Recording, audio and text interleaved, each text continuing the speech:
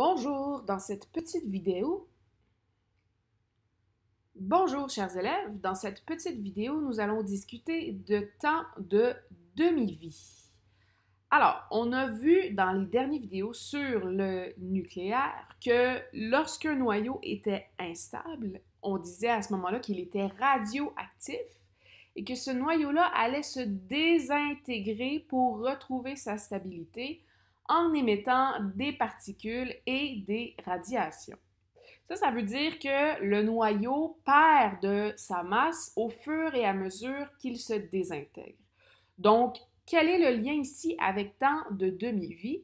Eh bien, le temps de demi-vie, c'est tout simplement le temps nécessaire pour que la moitié des noyaux d'un échantillon d'un isotope subissent une désintégration.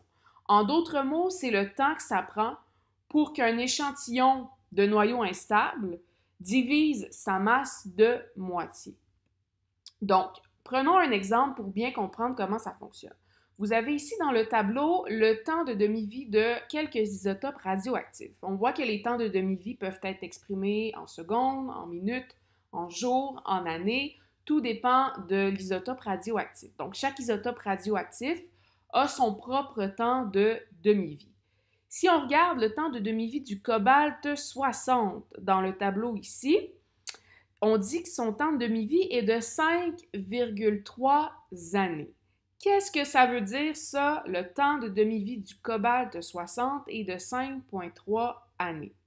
Ça veut dire qu'il va falloir 5,3 ans pour qu'une certaine masse de cobalt 60 soit réduite de moitié. Donc, si je commence avec une masse de cobalt 60 de 100 grammes, ça va me prendre 5,3 années pour que cette masse de 100 grammes-là soit réduite à une masse de 50 grammes. Donc, j'ai divisé ma masse initiale, ma masse de départ, par 2. Ça va me prendre 5,3 années. Ça veut aussi dire que si j'ai une masse de 10 grammes de cobalt, et que je passe à 5 grammes, donc je divise de moitié, ça va me prendre encore une fois 5,3 années.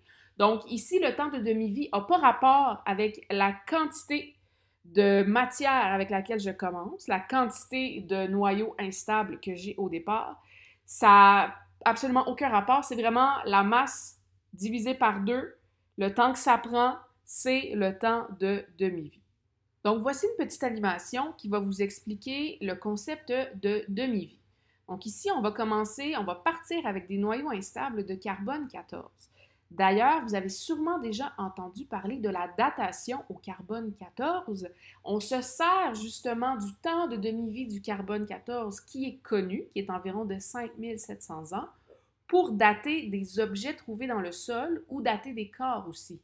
Donc, on utilise dans le fond la quantité de carbone 14 qui reste dans le corps ou dans les objets afin de donner une approximation de leur âge. On va en reparler un petit peu plus tard.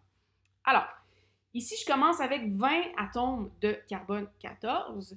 Vous avez le temps de demi-vie du carbone 14 qui est en rouge sur le graphique en haut. Et le carbone 14, lorsqu'il se désintègre, lorsqu'il devient stable, il se transforme en azote 14. L'azote 14 est un atome qui est stable.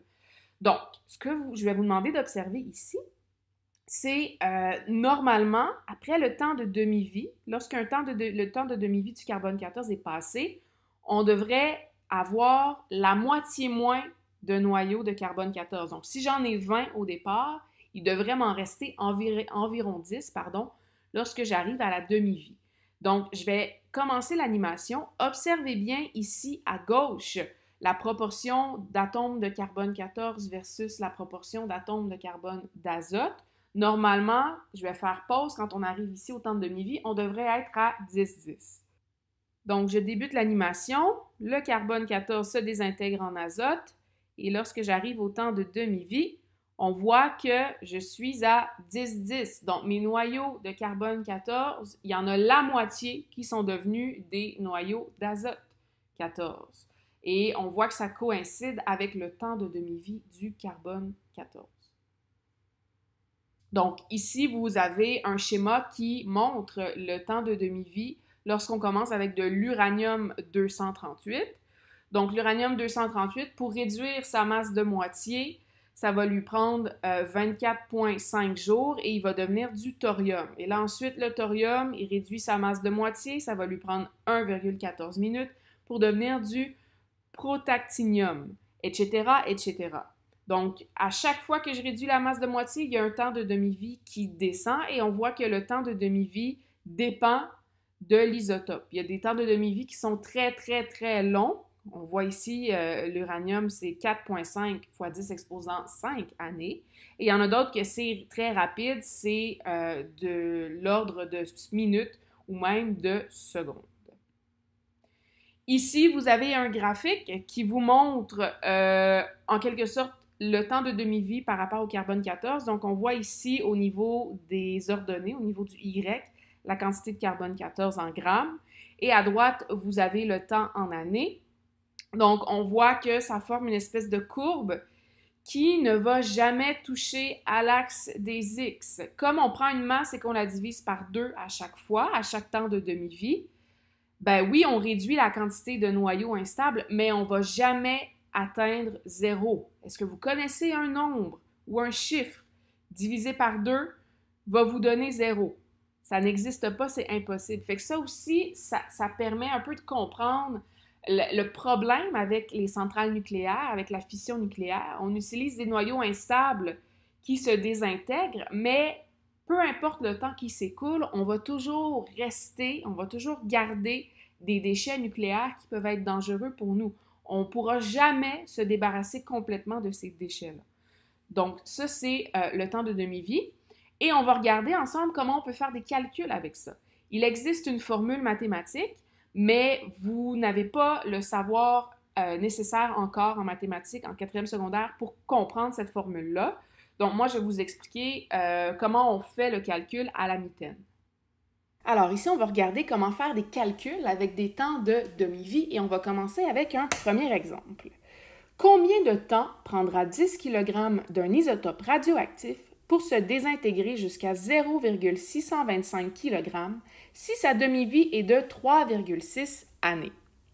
Alors, allons surligner les informations importantes fournies par le problème. Alors, on a un isotope dont la masse initiale est de 10 kg et on veut savoir combien de temps ça va prendre pour qu'il atteigne une masse de 0,625 kg et on a son temps de demi-vie qui est de 3,6 années. Je vous rappelle que le temps de demi-vie, c'est le temps que ça prend pour qu'une certaine masse d'un isotope radioactif soit diminuée de moitié. Alors, comment moi je m'y prends? Je vais commencer par mettre ma masse initiale en haut. Donc, la masse initiale de mon isotope, on l'a dit tantôt, c'était 10 kg. Et ce que je vais faire, c'est que je vais diviser par 2 jusqu'à temps que j'arrive à la masse finale que je veux obtenir, qui est 0,625 kg. Donc, 10 divisé par 2, ça fait 5 kg. 5 divisé par 2, ça fait 2,5 kg. 2,5 divisé par 2, ça va nous donner 1,25 kg. Et 1,25 kg divisé par 2, ça va nous donner 0,625 kg. Donc, vous voyez, tout ce que j'ai fait pour l'instant, c'est diviser par 2 mes masses jusqu'à temps que j'obtienne la masse de 0,625 kg, qui est la masse finale que je souhaite obtenir.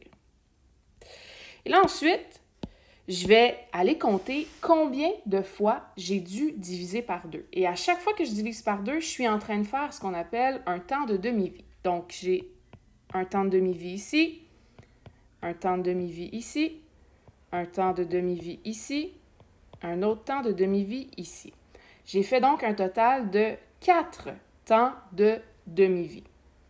Je sais que un temps de demi-vie, c'est 3,6 années. Dans ce cas-ci, se sont écoulés 4 temps de demi-vie.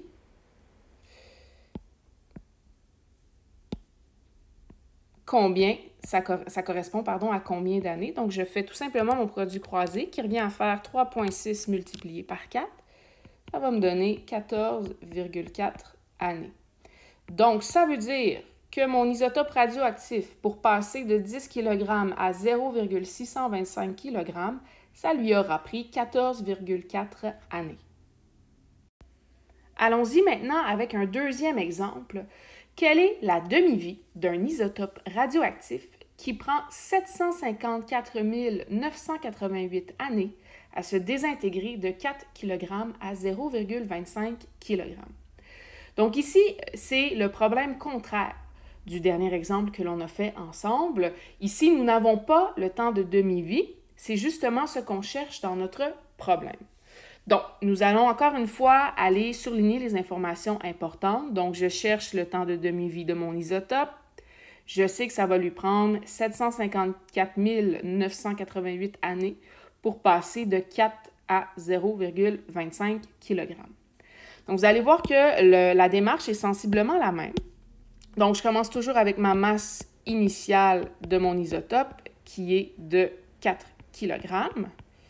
Et comme tantôt, je vais diviser par 2 jusqu'à temps que j'obtienne la masse finale, qui est de 0,25 kg. Donc, 4 kg divisé par 2, ça fait 2 kg. 2 kg divisé par 2, ça fait 1 kg. 1 kg divisé par 2, ça fait 0,5 kg. Et 0,5 kg divisé par 2, ça fait 0,25. J'obtiens donc ici ma masse finale. Et comme tantôt, chaque fois que je divise par 2, il y a un temps de demi-vie qui s'est écoulé. Donc, je vais aller compter pour passer de 4 à 0,25 combien de temps de demi-vie se sont écoulés. Donc, j'en ai un ici, un deuxième, un troisième et un quatrième. Donc, pour passer de 4 kg à 0,25 kg, ça m'aura pris 4 temps de demi-vie. Or, je sais aussi, ça correspond à combien d'années, puisqu'on me le dit dans le problème. On me dit que ça a pris 754 988 années. Et à partir de là, je vais pouvoir déduire la demi-vie. Donc, encore une fois, c'est un simple produit croisé. Donc, je sais que 4 temps de demi-vie, ça correspond à une durée de 754 988 années. Moi, je cherche le temps de demi-vie de cet isotope-là, donc ça correspond dans le fond à un temps de demi-vie. Ça correspond à combien d'années? Donc, mon produit croisé va être 754 988 fois 1 divisé par 4. Et ça me donne donc un temps de demi-vie de 188 747 années. Donc, pour que ce noyau radioactif-là divise sa masse de moitié, ça va prendre 188 747 années. Donc, c'est pas plus compliqué que ça, les calculs de temps de demi-vie.